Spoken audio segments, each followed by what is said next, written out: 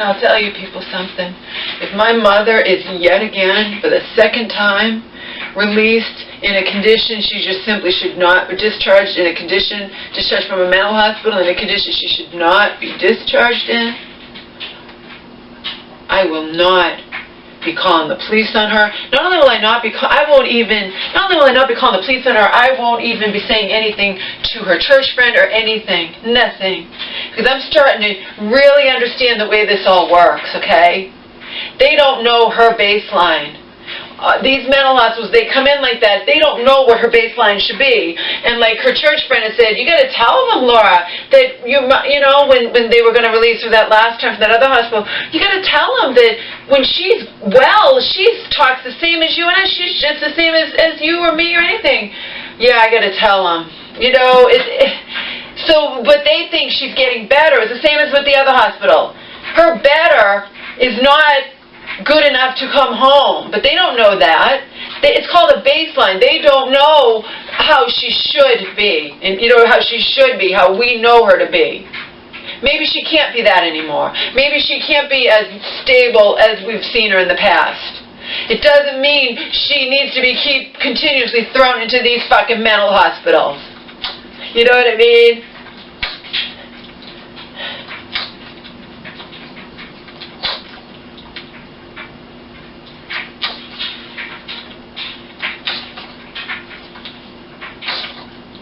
Maybe she can't get stable anymore. All I know is that she doesn't see, she's like, I'm getting the same thing. It's like deja vu with this social worker. It's the last female social worker.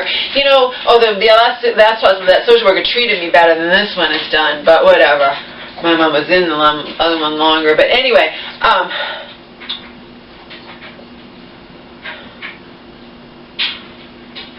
isn't that good news? We're going to be discharging you. I think we're going to be discharging you on Monday or Tuesday. Yeah, it's great news, except she sounds horrible still, and I'm not the only one who thinks that. Even one of your staff members said it to me out of context. I mean, you know, but just, I mean, not regarding her getting out or whatnot, but just like, you know, your mom's not doing good. You know, she's not doing...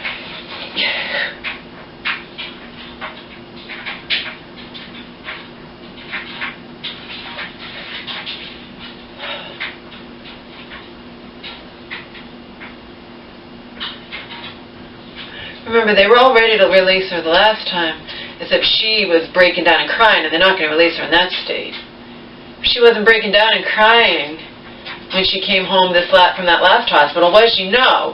She came home belligerent, angry, defiant, wouldn't sleep, wouldn't take her meds. The minute she walked in the door, she's ordering around me, ordering around, you know, yelling at Omar, yelling at me, you know, and I catered to her every whim.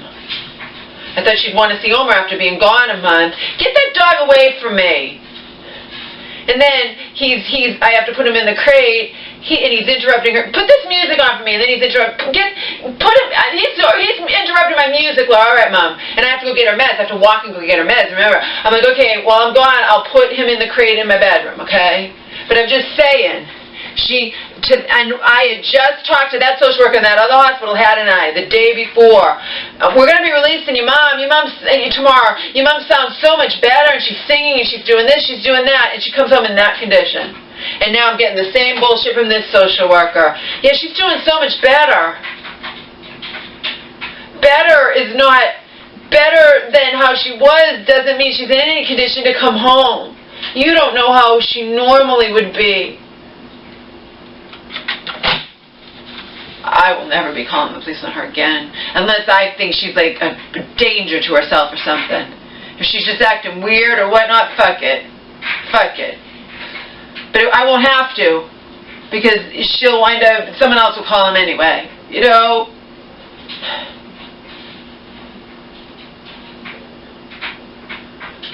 She didn't seem better to me. Not better enough to come home. Maybe they think that she'll be... But I remember what the other social worker in the other hospital was saying, you know, you can't... She's not going to be perfect, you know, but she'll keep her on outside appointments, you know, with her doctors on the outside, and she'll get better, progress. No, you released her in such a bad condition that I didn't have to call the police on her. All I had to do was cry to her church friend and cry to Auntie, and they both told me to call the police on her. But I didn't do it. They did. church woman actually wound up calling the police on her.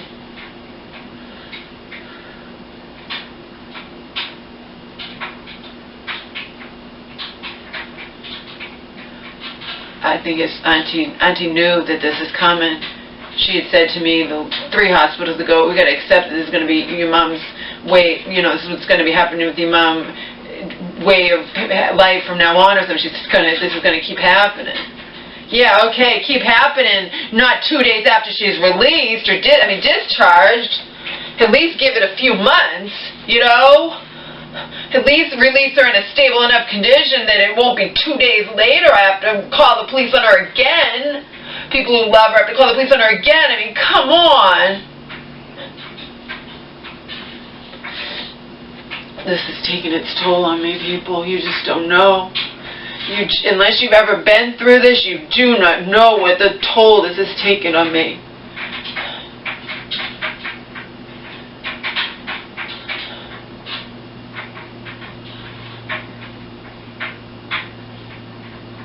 Maybe I'll go visit her Monday and she will seem okay. I don't know. I have to stress, though, they don't know her baseline, so to them better, they don't know how normal that when she's well. The church woman summed it up, hit the nail on the head. This is what she was saying, you gotta tell them, the last hospital, that your mother's as normal as, talks the same as you or me. She's as normal as you or me, talks the same, whatever, when she's well. They don't know. Yeah, and in the end, they don't, they can't just keep her there endlessly if she's not getting any better, if she's not getting perfect, to them. She's gotta, though, that's the big thing with me. She has got to take her meds and sleep at night. If she comes home and will defiantly, I'll know the minute she comes home, if it's, I want to stay up all night, I don't want to go to bed, that'll be it,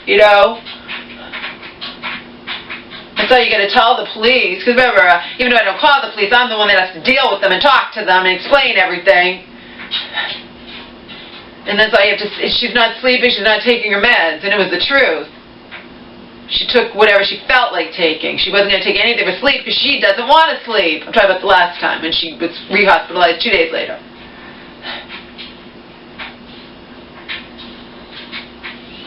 It's deja vu, too, because I think that she's just over-medicated. Visited her twice, and she was fine. I've talked to her on the phone. Selena's talked to her on the phone. Angel's foster was talked to her on the phone. She was fine.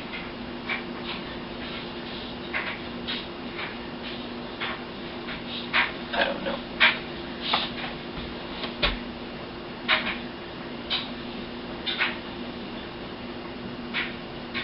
I don't know what to think anymore. I don't know what to do anymore.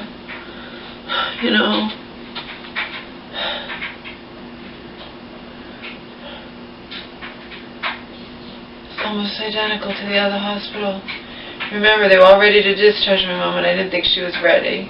And then they wound up keeping her, not because I said anything, because she broke down, thankfully, and didn't get sent home.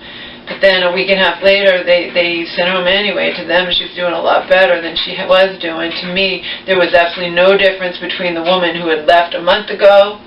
Remember, she stayed a while in the regular hospital first, before they found her a bed in a mental hospital, who had left a month before and came home now. No different. No different. Okay?